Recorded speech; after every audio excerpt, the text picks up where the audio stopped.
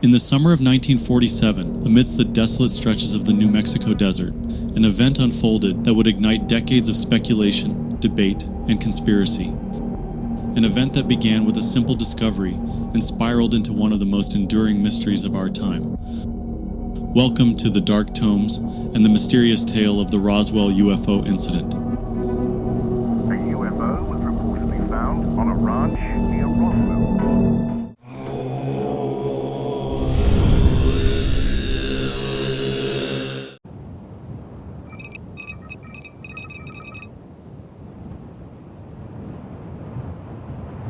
In July 1947, a rancher stumbled upon strange debris scattered across his property near Roswell, New Mexico. This event would become infamous and capture the public's intrigue. Over the years, whispers of close encounters, government cover-ups, and recovered alien bodies have permeated pop culture. This is that story. In early July 1947, Mac Brazel, a foreman working on the Foster Ranch, discovered unusual materials scattered across a remote area. Descriptions of the debris varied. Some spoke of tinfoil, rubber, and sticks, while others recounted more peculiar findings. Metallic fragments with strange symbols, materials that defied explanation.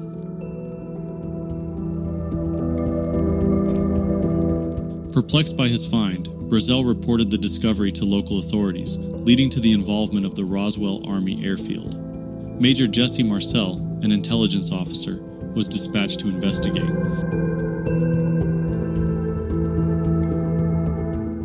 Marcel's initial assessment led to a press release stating that the military had recovered a flying disc. This announcement sent shockwaves through the media, capturing the imagination of a public already fascinated by tales of unidentified flying objects.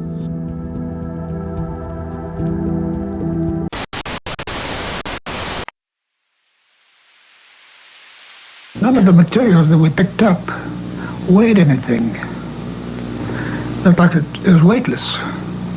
You couldn't feel that you had anything in your hands. I found one piece of metal, what looked like metal anyway. It was not flexible, but it was as thin as a fall of a pack of cigarettes. It was that thin. One of my boys told me, he said, there's something unusual here. He said, I tried to make a dent in this metal. He says, you can't bend it. You can't make a mark on it. He says, I took a sledgehammer and whammed it. I put it on the ground and whammed it. The sledgehammer bounced off of it. He told me not to say anything. He says, I'll handle it from now on. And that's exactly what he did. When he came out, he said, he told the press that was there, he said, that was nothing but a weather balloon, crashed weather balloon. It was definitely not a weather balloon. And it was an aircraft. So what it could have been, I wouldn't know. I still don't know. Within hours, the narrative shifted. A second press release was issued, claiming the recovered debris was merely a weather balloon, a statement that did little to quell the growing intrigue. The swift retraction by the military raised eyebrows. Why the sudden change in the official story? Over the years, numerous individuals have come forward, alleging a cover-up of monumental proportions. On July 8, 1947, a declassified communication from the 8th Air Force Headquarters to the FBI's Dallas office reported the recovery of an object near Roswell, New Mexico, described as a flying disc. It stated the object was thought to resemble a high-altitude weather balloon with a radar reflector. However, telephone communication with Wright Field from their office did not agree with this assumption. The document further stated the object would be transported to Wright Field for further examination. Some former military personnel claimed that the weather balloon explanation was a deliberate attempt to mislead the public. They spoke of threats, intimidation, and a concerted effort to suppress the truth. Others, like Colonel Philip Corso, later alleged that recovered materials were studied and reverse-engineered to advance modern technology.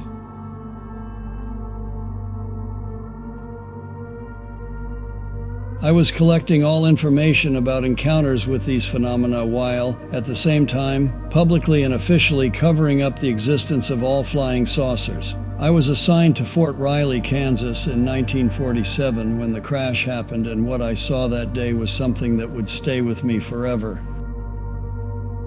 In 1994, the U.S. Air Force released a report identifying the debris as part of Project Mogul, a top-secret program designed to detect Soviet nuclear tests using high-altitude balloons. This explanation, while plausible, did little to satisfy those convinced of an extraterrestrial encounter. Skeptics argue that the Project Mogul explanation accounts for the materials found and the secrecy surrounding the incident. Yet questions linger, fueled by inconsistent testimonies and the lasting fascination with the unknown.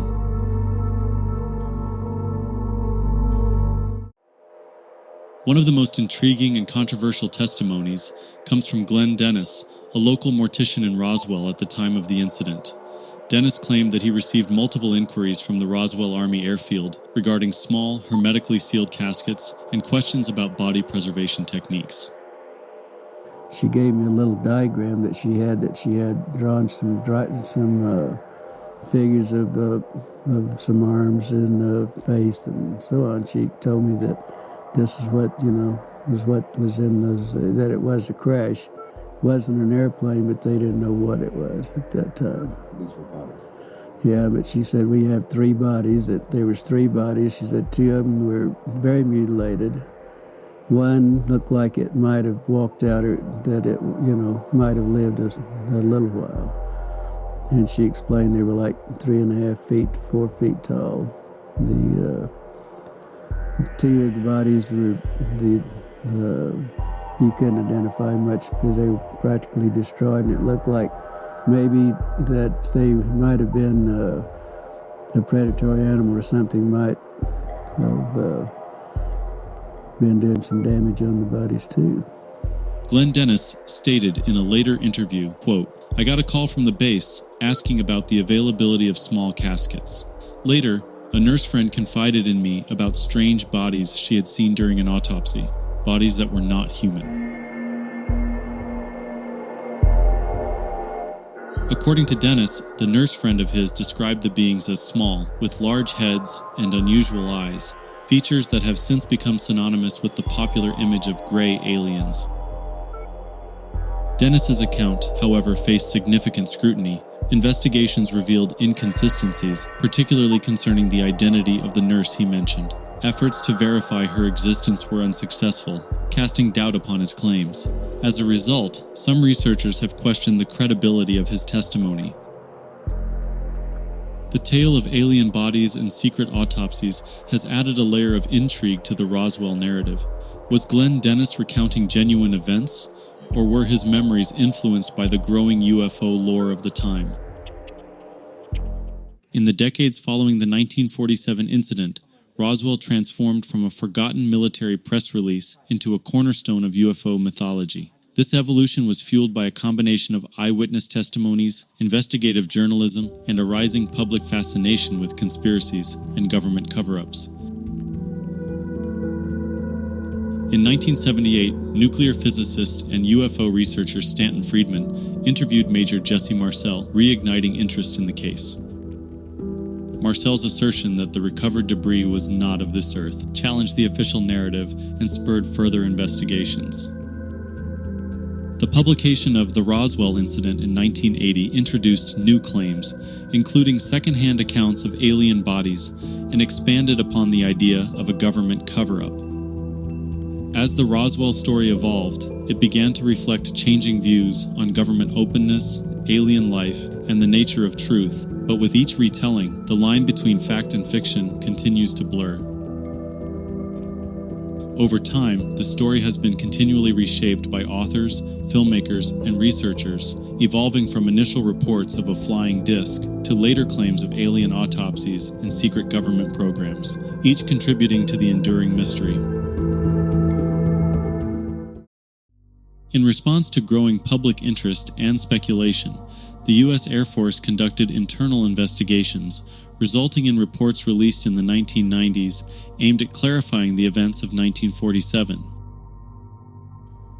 The 1994 report concluded that the debris recovered was from a top-secret project known as Project Mogul, which involved high-altitude balloons designed to detect Soviet nuclear tests, but this explanation never accounted for the claims of recovered bodies.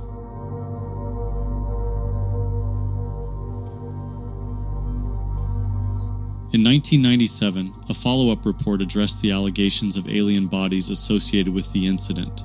It attributed these accounts to misidentified anthropomorphic test dummies used in high-altitude parachute tests during the 1950s. The report suggested that memories of these tests became confused with the 1947 event over time. Despite official explanations attributing the Roswell incident's debris and alleged bodies to military projects, debates persist. Skeptics question the timing and consistency of these reports, while others argue that key witnesses and evidence were overlooked or dismissed. The incident remains central to discussions about government transparency and the possibility of extraterrestrial life. Although official reports aim to resolve the mystery, alternative explanations continue to challenge these conclusions. Beyond the official accounts and mainstream narratives, numerous alternative theories have emerged, each attempting to explain the mysterious events of Roswell in 1947. Some researchers have proposed that the Roswell crash involved a top-secret human-engineered craft, possibly Soviet in origin. One theory even suggests that Joseph Stalin, inspired by the 1938 War of the Worlds radio broadcast, staged the event to incite American panic and test U.S. military responses. Another theory suggests that the Roswell incident was linked to secretive U.S. military experiments. Author Nick Redfern, in his book Body Snatchers in the Desert, argues that the crash involved a high-altitude balloon test using human subjects, possibly Japanese prisoners of war, as part of experiments related to radiation exposure and aerospace medicine. Redfern's theory aligns with the Project Mogul explanation, but adds a darker dimension, suggesting unethical human experimentation. In 1995, British entrepreneur Ray Santilli released footage allegedly showing an alien autopsy from the Roswell incident. The grainy images captivated audiences, but were later admitted to be a hoax, further complicating the Roswell narrative. Over the years, Roswell has become synonymous with UFO culture, inspiring countless books, films, and conspiracy theories. This commercialization has both sustained interest in the incident and distorted the truth, making it challenging to recognize fact from fiction. Decades have passed since that fateful day in 1947, yet the Roswell incident remains etched in our collective consciousness. It serves as a reminder of the thin veil between reality and the unknown, challenging us to question what we know and remain ever curious about what we don't. In recent years, government disclosures and official investigations into unidentified aerial phenomena, or UAPs, have reignited debates over what truly happened in Roswell. The Pentagon's declassification of UAP encounters suggests that the search for answers is far from over. Could the truth be closer than we ever imagined? If you enjoyed this video, please consider liking and subscribing. I'm Roland James. Thank you for watching.